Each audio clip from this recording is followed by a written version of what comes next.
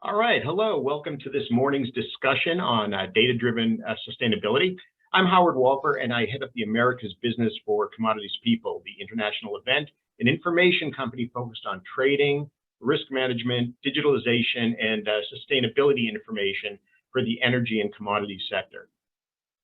This morning's webinar is just one of this month's Digicom series of webinars. As mentioned before, in this session, we're going to be discussing data-driven sustainability. This session will be followed by a discussion on CTRM systems and how the current technology is holding up in an era of high prices and high volatility. Tomorrow, we also have two sessions that will be starting at 2:30 p.m. London time. These will include exploring future business model, exploring future digital business models, and a second webinar on advancing data science in the trading industry. Now, a few quick housekeeping notes. We're going to be taking questions throughout this session. If you do have some questions, please enter them in the Q&A box, not the chat box, the Q&A box. We're going to get to as many as we possibly can in the time that we have. Do be aware that this presentation and all of the questions are being recorded for future rebroadcast. And now I'd like to let our presenters, we've got a great panel here today. So why don't we go around the table here and let everybody introduce themselves. We can start up there on my left with Christian. Hi guys, I'm Christian Doolan. I'm Head of Partnerships and Innovation at PharmaConnect, a Swiss-based technology company focusing on traceability and transparency. Great. Over to you, Ben. Yeah, sure. So thank you. Hello, everybody. My name is Ben van der Laan. I'm with a Dutch-based company called Dicotrade, and we're a Microsoft partner with solutions around CTRM. And Mark. Mark Hankins from ADM, where I'm a digital architect, which means I work on a lot of our sustainability-based projects, and in particular looking at how to improve sustainability performance through technology. Beautiful. Well, welcome, gentlemen. To get us started today, we have a presentation from a short presentation from Ben at Dicotrade. Ben, why don't you launch right into that? Sure. Thank you, Howard. And just before I do that, of course, sustainability is a very broad subject, and we already had a pre-discussion yesterday coming from the ESG, so the environmental, the social, and the governance angles, and I think our focus, at least guided by our customers, mainly on the E today, so environmental, but that doesn't mean that we have to limit the whole discussion to that. But I would like to just give you a brief introduction on how our customers are indeed looking at the project or at the problem and what they're doing. Do you see my screen, just to be sure? Yeah. That's good. So just quickly, but I already told you that my name is Ben. I'm with Dicotrade. We're Dutch-based. We're a Microsoft partner. We deliver end-to-end commodity trade solutions. So you're coming from, as you know, which angle we're coming from. If I talk to our customers, we see that sustainability, of course, is a growing thing. We see actually new commodities or more focus on new commodities. We see biomass more. We see ethanol, biofuels, but also the energy certificates and tradable energy efficiency certificates, and those are new things for some of our customers.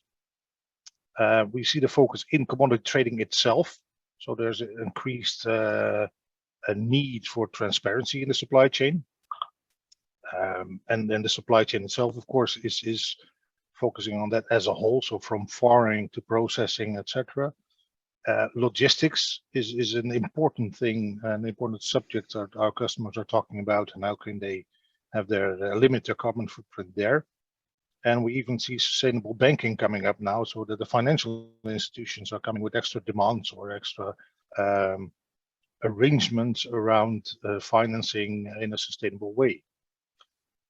That's purely based on the trading itself, I would say, on the commodity trade. And then from general management point of view, you see the corporate sustainability reporting. So what do we do as a company, as a whole, with our offices, with our cars, with everything we do, and how does that translate to our sustainability footprint there? Just to give you an idea, what we are working hands-on with our customers in a work group. We just started a work group sustainability where we connected with a number of customers from mixed commodities and having a very pragmatic approach. What do they have today? What can we work from today? So it wouldn't surprise you, but they're all using Dynamics 365. And the data that is in there, what can we do with them? So what we, for example, already have is that we're tracking per commodity. A lot of our customers have an important certification program on their commodities, and it's crucial to monitor that. So to have the expiration dates per trader, per contract, etc., to make sure that the certifications that they have don't expire during the trade or during the deal that they're doing. The data is already there, so it's just a matter of bringing it together in the right way for them to work on that. So that's really low-hanging fruit. Another one that we started with them is that we take a lot of our customers are shipping by vessels. From the shipping companies, you can get the CO2 footprint per ship. So actually, you can make the calculations because you know where the ship is coming or departing from and where it's going to. So what is the footprint for that trip, and what would be the difference if you take another ship? That's actually also very well, I would almost say easy to realize, as long as, of course, you have the data from your shipping companies. Talking with these customers, there's a lot of low-hanging fruit coming up that we're now discussing, because next to the ship footprint, we want to add truck transport emission, and you have the from and to location. So if you know what kind of trucks you're using, it's fairly easy, I would say. Of course, system programmers are not agreeing with me, but it's low-hanging fruit to add it. And the same is then to allocate those emissions to specific contracts, also to add producer emission. So if a producer actually has his emission data, we can also add that to contracts. If you're using frozen storage, there's also an emission factor that you can have per day times the days of storage of a specific lot. And these are all calculations that fairly quickly give you much more insight on your footprint today. And as I say, based on existing data. If you go one step further, if you go from a company point of view, we see that Microsoft is stepping in there with a cloud for sustainability, because then it all goes about connecting a lot of different data records. And I think we can come back to that later with Christian as well, because you have your data around offices, around air conditioning, around cars, or whatever, in all sorts of systems. And how can you gather those? How can you make that into reporting before you can take action? Because of course that's the challenge that you have there. But really see that as two different directions that are actually approached at the same time, but by larger customers in a different way than smaller customers. I'm not going to go through this with you, but just to give you an idea behind that Microsoft Cloud, the interesting thing is that they give you an overview of where all your carbon footprint can be coming from, all directions, and then of course your data is everywhere. It's with ERP providers, it's with your trading partners, it's in all other data sources, and bringing that all together. And just my idea was to give you an idea how complex that can be, because it's a huge amount of data with all different sources, and all crunching that together to get to the right reporting is quite something. And then I don't know exactly the size of the audience that we have today and the size of companies, but then of course it makes sense that for larger companies it's a larger challenge, but they also have perhaps more resources to work on that. And then the last remark I would like to make before we actually kick off is that carbon is making the equation more complex, because it's a commodity in itself. At least it is in Europe. To be honest, I'm not sure how the EU is doing, but or how US is doing, but EU, we have a trading system now around emissions. And then together with carbon, there are also carbon offset solutions coming in. And there are also a whole range of solutions there to compensate for emissions, and that's also coming into the equation. So it's a fairly complex discussion, but I'm happy to take it today. So with that, I would like to go back to you, Howard, and take the discussion from there. Thanks, Ben. Really appreciate that. I appreciate that overview, and it was really interesting stuff. Why don't we launch into some of the questions about this topic that we've been that we're going to be discussing on data-driven sustainability. This panel is really about using data to help achieve sustainability goals, which is a fairly wide-ranging topic. You know, as you mentioned earlier, when we discuss ESG, there's a tendency to focus on the EBIT, maybe because it's a little easier to quantify. So let's pull that out of the question for a moment and let me ask, what sorts of data are we discussing for sustainability and governance, specifically as it applies to commodities? Anyone can jump in with this one. Let me start. I'm gonna have to pick someone. Yeah, there you go, Mark. Go for it. So obviously, this is the whole area of social, and as everyone, everyone here works in the industry, so they will know there's real issues around living income, farmer poverty, child labour, child protection, forced labour, and actually any way of collecting information and managing impact programs around those things has got to have a positive benefit.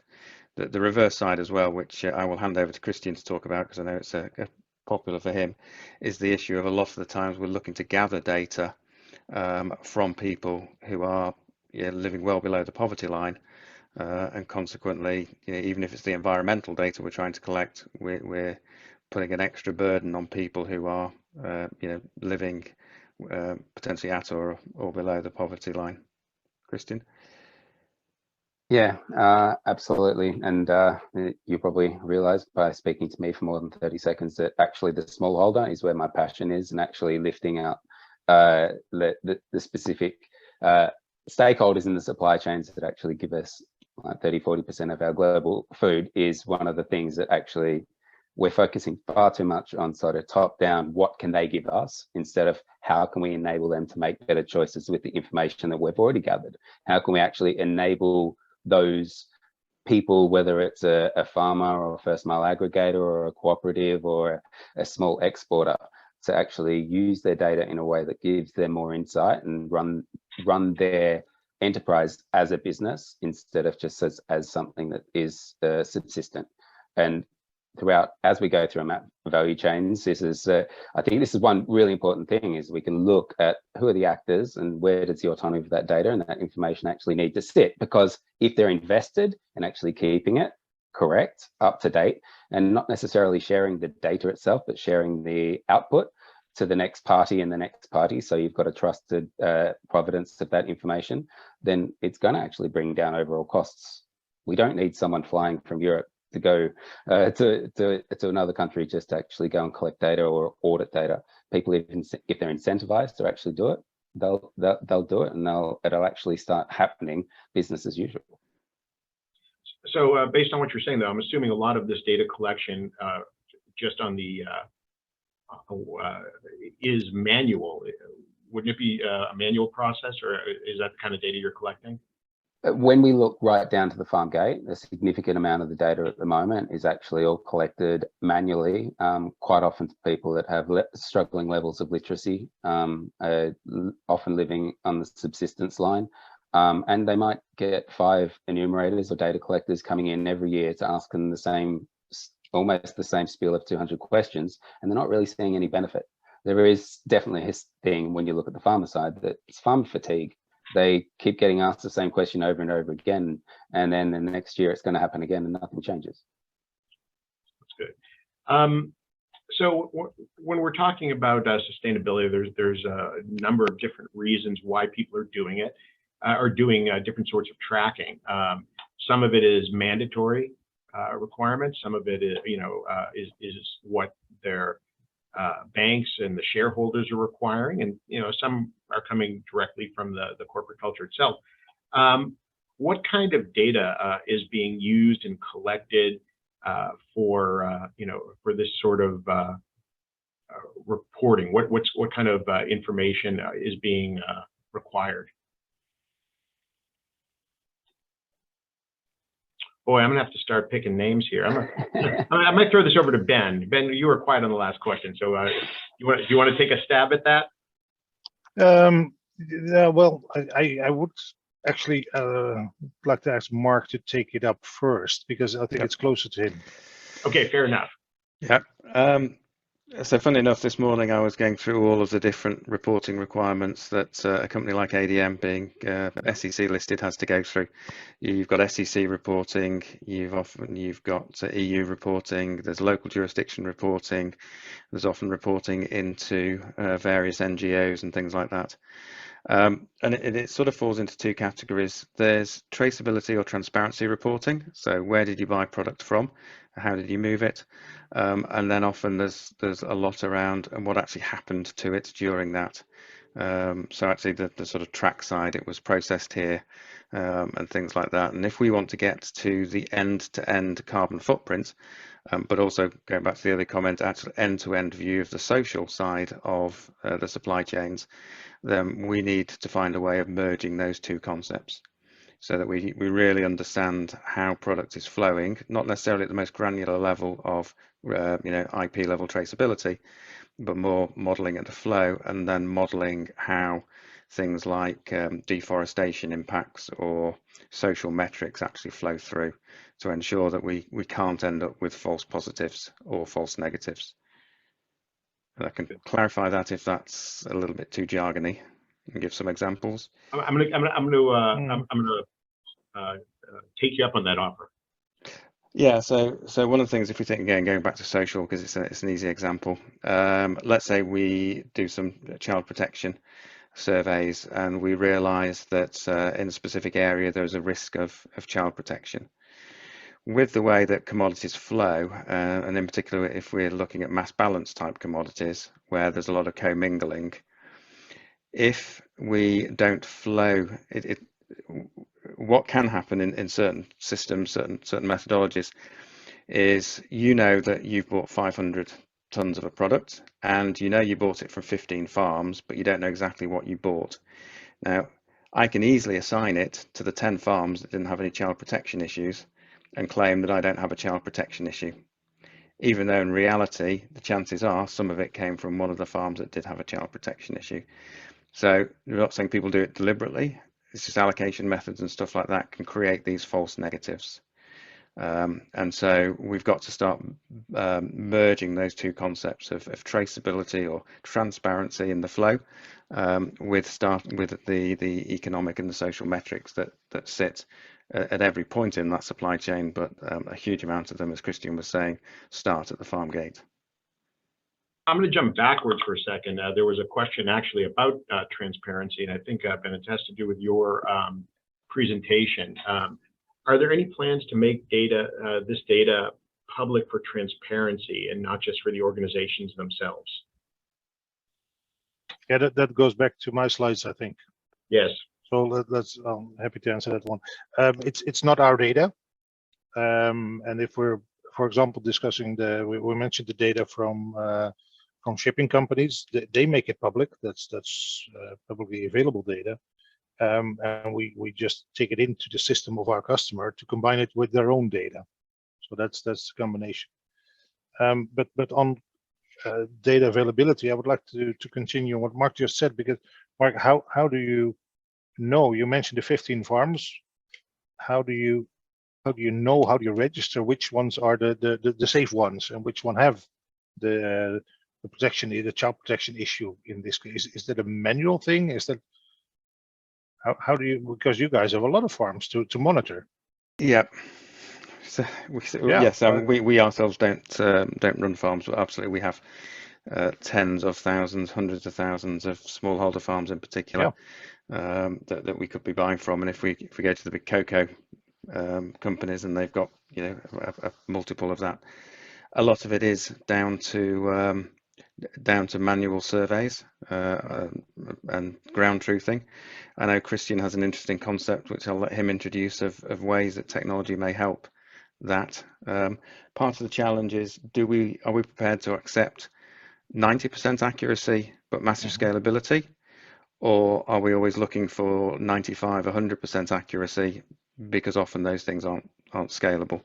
And that is a challenge that both the consumer, because some of this is coming from consumer demand, but also the authorities need to look at, because if we're looking for absolute guarantees, then it is a costly process of verification and validation. If we're looking for high levels of confidence, then we can start to look at technology as being able to resolve some of those. Do you want to come in there, Christian? To agree with you, yeah, that perfect is a detriment of good. I think the landscape is so difficult. We as consumers, we as value chain actors need to realize that to actually make sustainable change, and I'm saying in the sense of making change that it actually makes sense for all value chain participants, we cannot actually go that 100%, because if we do, what we're going to do, we're going to create this race to the bottom, the race to those 10 farms that have got legitimate, have got the child protection in order, and then ignore those 5 farms that would love to have the child protection tools and regulations and certifications in place, but haven't got the opportunity to do so because they don't have the additional income to actually enable them to do it. I think what we need to do is appreciate that throughout the value chains all over the world, all actors will take, most actors will actually take the correct and the ethical action if they're enabled to do so. So instead of actually doing exposés into one single farm who's got an issue with child labour, which happens, and we shouldn't be doing an expose. We shouldn't be out there on the front page of a specific journal. We should be actually looking at, so how can we remediate it? What's the root cause? Why are they the child is here because they did not have money for school fees, and they asked the child, would you like to eat for the next 3 weeks or go to school? Because that's the choice. And that's not choices that we would like to actually think about, but that's the reality. And go back to what Mark said, if we actually go for the 100%, we're going to accelerate that reality. We're going to accelerate the digital divide, the financial divide. And this is one of the big risks I see with the EU just introducing the deforestation-free regulation that's on the books right now, probably go through early next year, is if we say no to everything without that period of how can we bring everyone up to the level so we can be inclusive of everyone, give them the opportunity. You know, I think that's it's just such an interesting topic. I mean, these industries, you know, ags or energy or any of these big commodity industries, you know, it's almost mind-boggling how many lives they touch just along the supply chain. So I think this transparency and you know, effort to get more and more data is really great. Howard, sorry, yeah, can I just quickly take us back to the question about transparency and visibility and public data? Sure, go ahead. Just to give the example of what's happening in the palm industry with the IRF. If you go to any of the big palm providers, as part of this international independent reporting framework, I always forget what the I stands for, they are now publishing their own data very explicitly on their websites, so you can see how many smallholders they're buying from, how many plantations, what percentage of those are deforestation free, what percentage of those are working on certain plans, and they're also getting that verified, so you can have a level of confidence in the information that's sat there. So it's a very interesting way of making data public without revealing too much confidential and private information, but also enables then people up and down the supply chain to get a better understanding of what they're buying and where that's coming from. So it's a really interesting, different approach to trying to solve some of the issues. Good. Would anyone else like to comment on sort of the data collection or transparency or anything like that, or the SMG portion of ESG? Or I'm quite happy to add, like, the whole verification process I think is crucial, and it's something that Mark touched on a little bit earlier. We need to stop collecting all the time and actually analyze and use and verify and get things more trusted. One of the things that we're working on is actually, as I mentioned before, we're trying to we actually give smallhold farmers digital identities, so we can actually put all the information in a digital sphere where it's accessible and shareable to them. So if they're certified within one value chain, they can be verified to be certified within a different value chain, and then they can start to compile the information themselves, enable them to share it, and again, lower costs from all the intermediaries who are actually out there collecting information, but get it constantly looked at, verified, and more trusted. And to the extent we've just finished a project with the European Union where we're actually looking at anecdotal claims that made by different actors within supply chains, and we focused on farmers in coffee in Rwanda. When they got asked certain questions, then we'd actually use a third-party data set. In this case, it was satellite information to actually quantify whether they were telling the truth for those specific claims. And then for the claim around deforestation, we were able to say, yes, tick, this actor, this farmer is actually telling the truth about the information they're giving around deforestation, which you can actually ascribe to the other behavior as well. Bring in lots of other data sets, suddenly you've got trust ratings, and you can send the interventions and the cash directly to the areas of highest risk and bring those areas of highest risk up rather than actually micromanaging people that are already doing a really good job. So it's just a case of always not only collecting, but also evaluating. We used to, back doing instructional design for online programs and things like that, we had the ADDIE method, analyze, design, development, implement, evaluate. So it was always just kind of an ongoing circle. Let's move ahead a little bit into sort of the carbon market side of things. Obviously part of the sustainability challenge, carbon tracking is a big aspect of this. Where are you finding your biggest challenges in determining the carbon footprint of a particular commodity? And this one, based on the presentation, I'm going to throw over to Ben first and let you start, and anyone else can jump in if they'd like.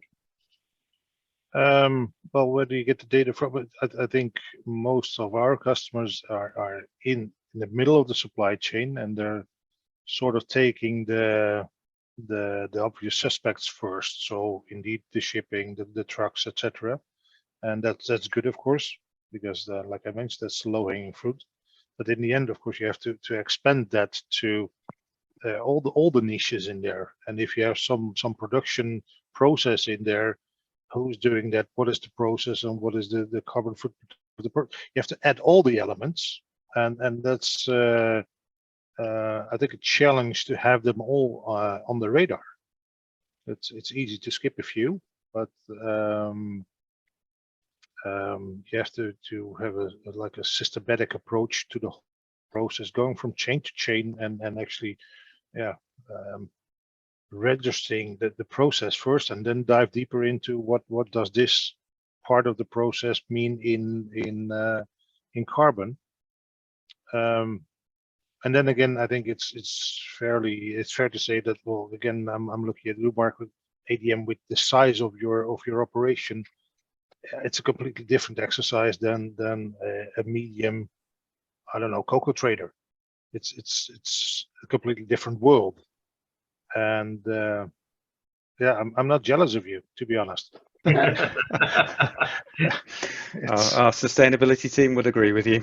Yeah, it's huge, and of course we can learn a lot from that.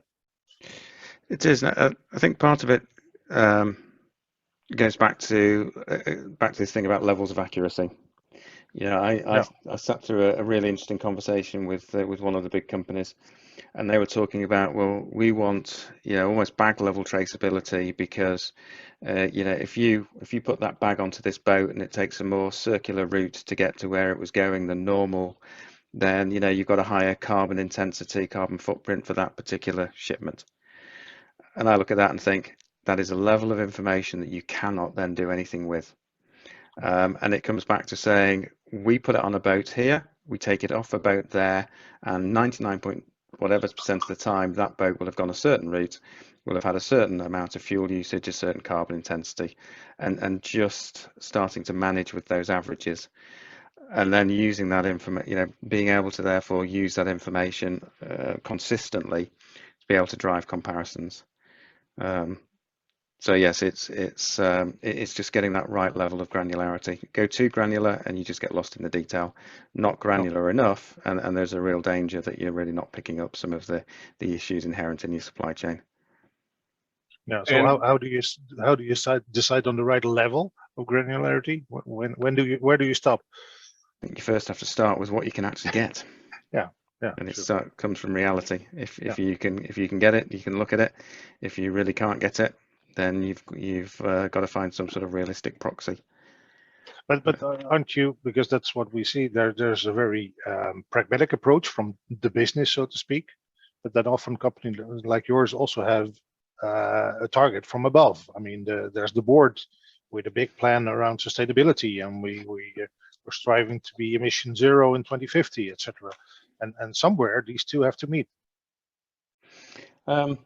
A danger of bragging and boasting ADM's record, but Feel free. I think we've always tried to set the view that we want to set realistic targets and then overachieve. And I think if you saw the last, we achieved our last set 2 years early. We've got Strive 35 out there now, which it's a strive, it's a challenge. But I think by setting those, working with the board and working with the individual members within the company, I think there's a level of confidence that we can hit those and really deliver them, and getting that consistency of delivery. But equally, you've got to have the proof and evidence behind those. And that's one of the interesting changes, or I'm not sure if it's a change, but this concept that your sustainability reports are going to be audited as thoroughly as your financial statements is a concept that's circulating at the moment, and you're going to need to have really good audit trails. You're going to have to show how you've gathered the data, how you've stored it, have the calculations reviewed. Yeah, again, you can understand why people are looking at that, because if you're working with the banks and people like that to get green financing, clearly there's an issue, that they want to know that what they're getting is viable, but there's also a cost. And we need to make sure that we just get that right balance between what we're all trying to achieve is improve sustainability. We want to make things better. It's not about reporting, it's about driving change, in my opinion. Yeah, you're absolutely right, but you did touch on one important thing in there, which is cost. You can't. There is a increased cost to this. Do you find that you're able to sort of price the carbon mitigation cost into the commodity? So, like, if you have a cargo, can you charge more if it has a lower carbon footprint? Is this being priced into the market? You would need to talk to the traders about that. So that's way out of my comfort zone. The one thing I would say is this concept of the differentiated bushel, where if you have got any particular attributes that are for a particular crop, if you can manage those attributes and clearly report against them, potentially they can move the market and stop a particular crop being a commodity and make it something that people are paying extra for. That is a concept that I think is very big in a number of the big trading houses, and whether we can move to that in the marketplace is an interesting challenge. Because, sorry, going back to Christian's point, that then makes the economics of sustainability actually sustainable. If we're getting a bit more, we can push that down to the growers to give them a bit more, which gives them the opportunity to improve even more, and hopefully it becomes a virtuous circle. Just a reminder, Ben, just a reminder that we are taking questions from the floor. So anyone in the audience, just go to your Q&A box and enter in any questions you have, and we'll address them with the panel. Ben, sorry to interrupt you there. No, it is. I think it's an interesting topic that you bring up on pricing. We are convinced, and that's what we see around us, that the carbon mitigation cost will be part of the eventual cost price of a product. Yeah, where now you're focusing on your quantity and quality, etc., etc. Carbon will be in there. It's not yet in most commodities, but it won't take long. Sounds good. We have a question from the audience. What would be an example of a successfully implemented sustainability strategy for a small trading company? Would anyone like to weigh in on that?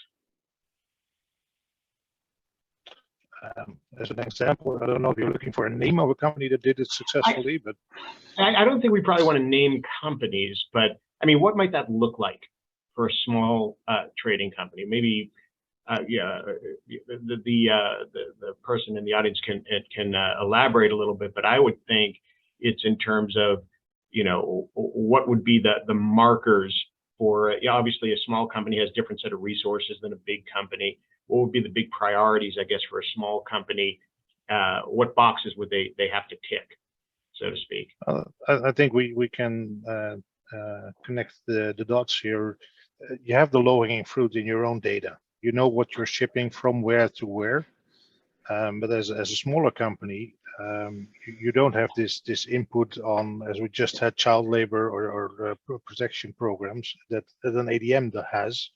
But then maybe the program that Christian mentioned would be an option. Because getting back to that, Christian, did I understand correctly that you sort of enable the farmer to have his own, like, say, profile on the ESG, and then it can be verified by third parties? That's the idea, right? 100%, yeah, and it actually starts the journey, and it starts to build their financial profile as well, not just their activities and about their assets. So we actually are getting, regardless of, even if they don't have access to any kind of device, they can start using it when they've got an SMS-based phone. But we start to build up a profile around them that then they can port and go to a microfinance organization in 3 years and say, here's my last 3 years of sales, here's my last 3 years of income, and here's the certifications I've got, here's my assets, here's how many plots I've got, how many trees, how many times I've done stumping, what kind of water systems I'm using. And then they can opt to share it every time they make a delivery of their product. They can opt to share that data as metadata that then can go along the traceability journey with the product. And I think one of the keys here, which is particularly back to the question, is for a small or medium-sized trading company, they don't have the ability to have vertical supply chain like a lot of big trading houses will do. So they still need the same level of governance in and around the information that's being passed through, but they need it guaranteed. They don't want it passed in spreadsheets. They want to know that they can trust the data. And if someone comes back to audit their sustainability report at the end of the year, this is why we're making these claims, and this is the data and the information that actually supports it. These are our business decisions, and there are always going to be bad actors, without a doubt, but they're so minuscule, the amount of governance that we put in over the top. Back to the point around cost, I always think about Schrodinger's cat, because that's the way my brain works. It's like we go down to the nth degree in terms of actually micromanagement, and all of a sudden that cat is no longer. It's like we need to be pragmatic about making it operationally efficient, but also balancing off the costs. And this is why in trading, we focus on risk at contract. We should be doing the same thing in sustainability and carbon mapping. Where's that area of highest risk within our global supply chain, and focus in there? That makes a lot of sense. If we take that back to the question, it's the combination. As a smaller or mid-sized commodity trader, I have my own data that I can work with, and due to your setup, you can actually have the other input, like you said, that you don't have that power of the big companies, but you can still have that input in your program. Absolutely. So, yeah. Okay. Cool. So we're actually this turning into quite a popular topic with the audience. So you see trading companies that are able to provide info about carbon footprint per ton of a given commodity produced or traded. Basically, it's asking, are companies able to give price per ton information, or are we not quite there yet in terms of carbon? What degree of accuracy do you think there is in the current reporting? Let me take that one to begin with. So I think if you came to ADM and wanted that, we would do a full life cycle assessment. So a lot of data, a lot of accuracy, a lot of cost associated with that. Life cycle assessments tend to be the gold standard for this type of stuff, is my understanding. That is not sustainable on a every shipment type basis. And therefore, what we are looking at, and there is a bit of work going on in the industry around this, is trying to come up with footprint calculators and data collection templates and things like that that would allow us to create a sort of average for, so over this period of time, for this harvest, for commodity shipped from here to there, this is what you would expect that carbon footprint to be. And that at least takes us a step forward, which is you've got a baseline at which you can measure against. Yeah, I'm going to jump ahead a little bit in some of our questions because that just I'm just curious if there's any industry-wide initiatives to standardize tracking carbon along the entire supply chain. One of some folks I ran into from a major metals company has set up for their vendors, a sort of a mine-to-market carbon tracking blockchain system where anyone who touches the product from mine to market has to enter their own carbon inputs. It seems like for everyone's benefit, there should be almost a industry-wide initiative. Is that happening, or is it just an individual company by individual company? So there's a few that are happening. There's one which the German government has kicked off through the GIZ, which I know Christian can talk a little bit more about than I could because I couldn't join the session. Very much looking about trying to drive standards and trying to drive interoperability around this sort of stuff. There is talk of an initiative going on in palm and coffee at the moment, which is looking at trying to standardize the data collection and some of the calculation methods. And I know that they've had conversations with a lot of those people, with big players in those industries to try and pull all of this together with a view that if you can make it work there, you can then roll it out into maybe cocoa or soy. So there is work going on. It's always a challenge for industry-led consortiums because they have to be very careful about breaking competition law, and discussing some of this to get together is in itself dangerous. So it's a fine balance to set, but at least there are initiatives happening, and hopefully they can move forward and start to resolve around something. Yeah, over the last couple of years, I've certainly seen that there's a lot more initiatives like the German government. I know there are a couple bubbling up for smaller, probably the smaller trader houses, smaller processors starting to get together almost like in a cooperative basis to try and how can we make our lives easier around this sort of stuff. We're doing the same thing. How do we work together to actually leverage that? Similarly, we're working with the Commonwealth Secretariat, who is doing that across all the Commonwealth countries in terms of how can we actually work something out around data standards and governance within agriculture to make everyone's life easier. Someone needs to be the first mover. There is a convergence.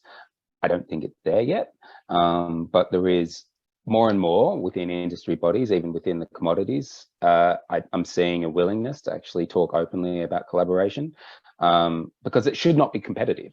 It was competitive. We're stepping away from the precipice now of having that as a competitive advantage, and it's something that we have to do, and we have to do it quickly. So let's work together to get it done, and then go back and focusing on our areas of our competitive edge in terms of driving our business forward.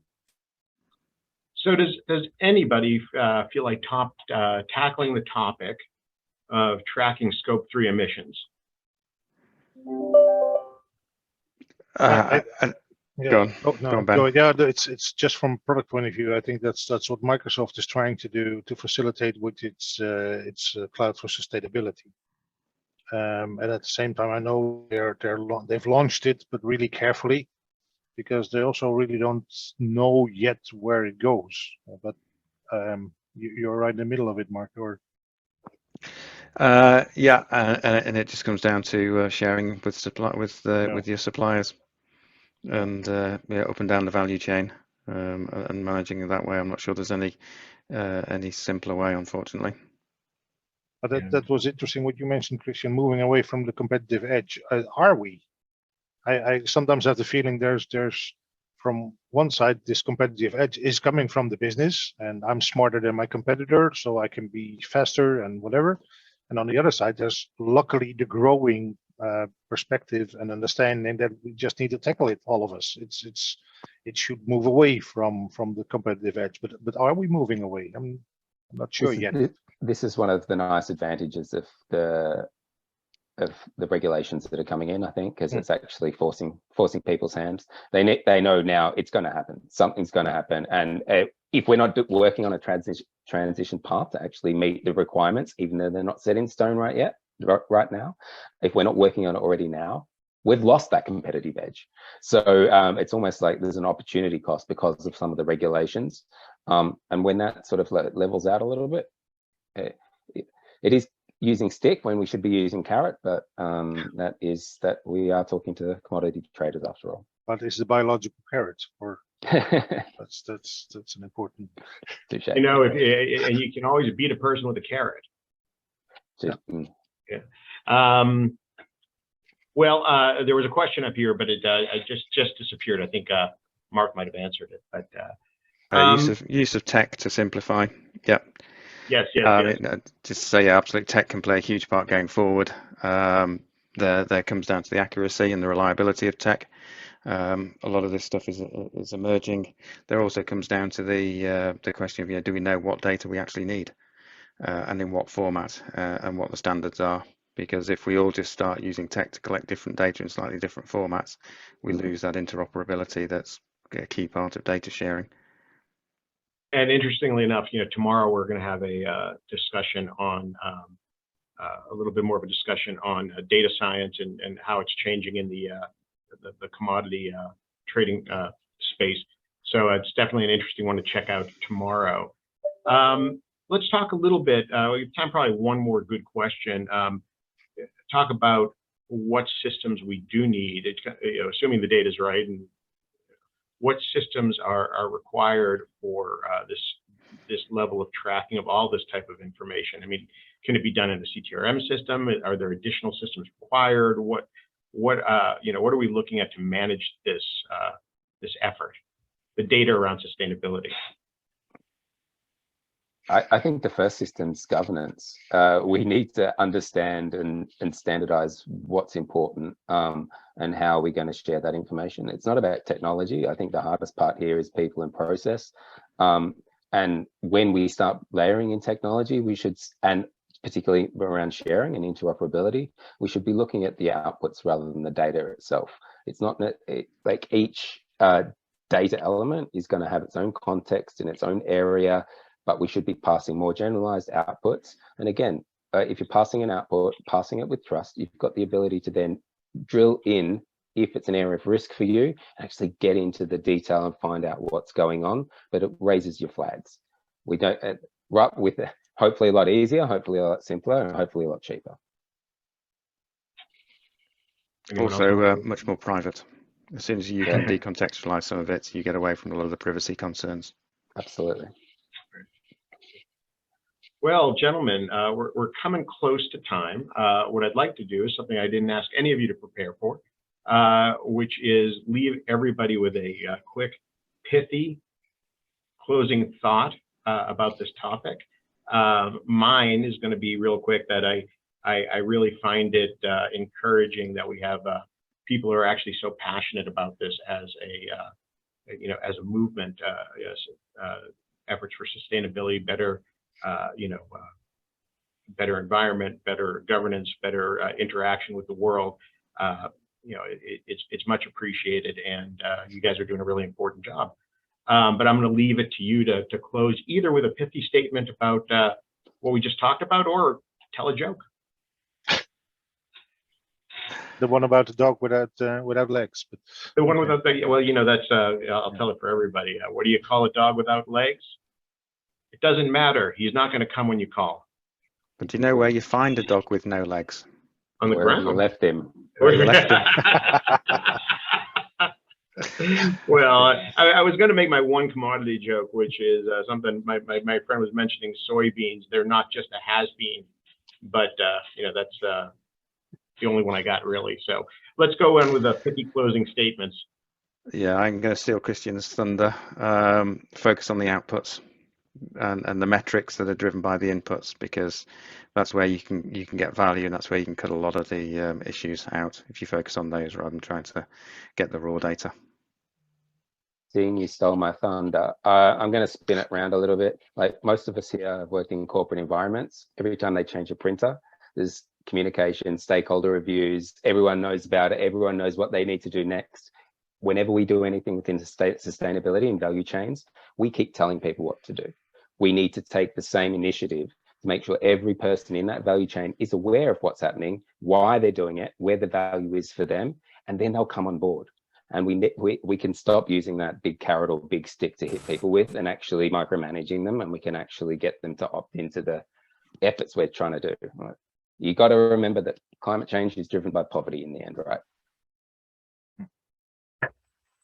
That's Yeah, a very powerful statement right there. Yep. Go ahead, Ben. yeah. From my side, I would like to encourage everybody to be really pragmatic and go for a low-hanging fruit, but start taking action, and don't spend your too much time on thinking how or when or where. There's a lot of things to be achieved within almost within a week, I would say. But just start. Be pragmatic. Roll up your sleeves and get going with the data you have, and work your way from there. Absolutely. Yeah, absolutely. Well, wonderful. Just stole the show, Ben. What's that? Good. Just stole the show. There we go. There we go. But then I will not close with a joke, because we ended up with something really good. So let's Now leave on I a won serious the note. dog, right? What's that? Did You I won win the dog? Yeah? Yes, you did. Okay. Yes, you did. Well, now that you mentioned that, yeah. Where do I find it? Wherever you left it. We'll have more jokes in the next session, which is coming up, and Ben's in that one too. So we'll be trading jests as well there. But first of all, I just want to thank everybody on this panel. This was a really interesting talk, a really a talk I can tell a lot of you guys really care about. That's about all the time we have for today. I want to thank everyone who's joined us today. We have quite a few people online.